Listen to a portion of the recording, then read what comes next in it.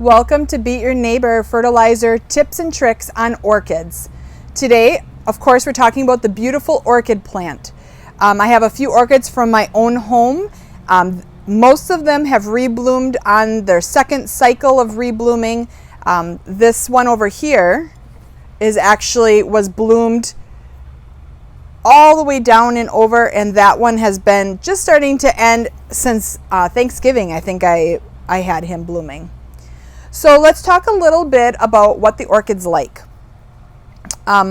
Orchids are naturally in the crook of a tree. So if you think of a tree, the crook of it, and all the debris that lands in there, the leaves, the needles, any organic material that's in there. So orchids should not be planted in soil. They should be planted in a orchid mix, which is bark and peat moss, and it gives it the nutrients, the air, and the space for them to grow. As far as the watering of an orchid, we see a lot of advertisements or little clips on orchids that you buy that say 3 ice cubes a week. That's a great place to start learning that they don't need as much as what you may think. I prefer a different method. I prefer the bath method. And what that is you first need to check to whether your orchid needs water or not. And how you determine that is pull it out of the pot. And I like to have a grower's pot and then have a decorative pot on the outside. That way I can pull it out and take a look at the roots without disturbing them. And if your roots look a little pale or yellow, sometimes it's new growth, but you'll be able to see the difference, and no condensation inside there, that means it's time to water. If there's any condensation or the roots look like a real bright green, hold off, check it in a few days, and once it dries down, then water it. So the bath method. I normally do this in the kitchen, and what I do is under the faucet, I like to, wipe the leaves down so that any dust or anything that's been on the leaves can be taken away. It's kind of a nice little bath for it. And with tap water, average, not hot, not cold, I fill that all the way up. And let's do that here. All the way up to the brim. And you can see where that water is all the way to the top, and it's just sitting in that water. What does that do? Well, I set a timer for 30 minutes and I let it just sit. It gives time for the roots to absorb the water, for the barky mixture to also absorb the water, so that later on when those roots need more moisture, they can pull from that bark. And it just gives everybody a little bit of time to absorb it. Why don't you want to keep it full of water? Well, the roots will rot. The roots are like a tube that has a very fine hair that goes through the center. That fine hair is your actual root. The rest of it is like, if you would think of like a nylon that the water can go in, but it can't. It gets trapped in there, kind of forming a tube around that root, giving it moisture. If that gets too much moisture, it starts rotting, and we don't want that either.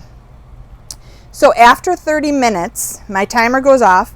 I simply and we're going to do this early for video sake, lift that up, let the water drain out,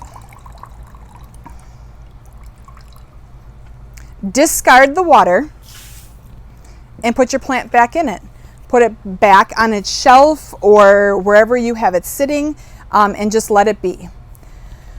The temperature of the orchids, they like to bloom when it is a little bit cooler. So in fall, you'll really see them start to kick out blooms throughout the winter. During the summer, they will, but not quite as often. You are looking for a nice green plant for the leaves to be firm. You don't want them droopy. This particular one has a little bit of damage at the end, and also has a little bit of damage right here, making it flopsy. But if I feel in the middle of it, it's a nice firm leaf.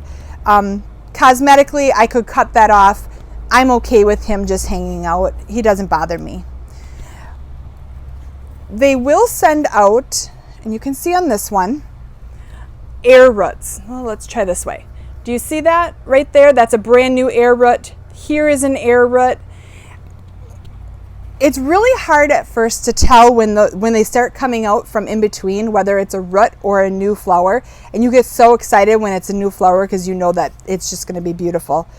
But one way you can tell is the air roots have more of like the look of a worm, where it's a smooth pointy head, whereas the bloom ones will have more of it looks like a glove. And you can see, I don't know if you can see this or not, but right up here it has more of like a mitten type style look, and that's what will bloom in between here and come out and have a stem. It's always good to support that stem, because if you don't, they're just going to hang down and they will grow hanging down. It's always nice to have them up and blooming. So this particular plant, let me just go back to this real quick. Look at how nice he's growing, all upright. It's just beautiful. This is one from my own home, and it bloomed to this point. I've been fertilizing once a month with Beat Your Neighbor fertilizer. It then bloomed another time, and now these two buds and this little one coming from the middle are the third time that it's bloomed on the same stem, which is really fun to watch it do that.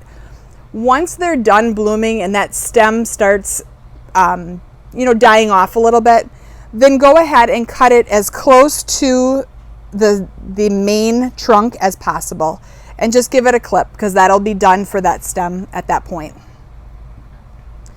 When you repot them, this one, I'm just going to show you the roots here. Here's the roots. And I took out all of the mixture, all of the potting mixture in between, or bark mixture. And you're going to look for any roots that are dried and shriveled up. And you can see like this one here has a little dry piece. I would take and cut him off and just clean up the plant so that there's no dead material in there. Go ahead and put it in a new pot. You're going to use a bark mixture, which you can order. And that bark mixture consists of fine pieces of organic material, some perlite. It's giving it the more airiness to the roots, and yet giving it the supplies that it needs. I like to fertilize once a month. So how I do that is in my bath mixture, instead of using regular tap water, I mix up the Beat Your Neighbor fertilizer, just a little bit less strength than what we normally would. Maybe a quarter, about half strength of what I normally do. And then I would give them a bath in that fertilizer mixture. And that helps kick out those blooms, get the plant growing, and just give them more nutrients. I hope that helped. Orchids are one of my favorite. One tip before we leave though, when you have an orchid that is not blooming and just resting at that point,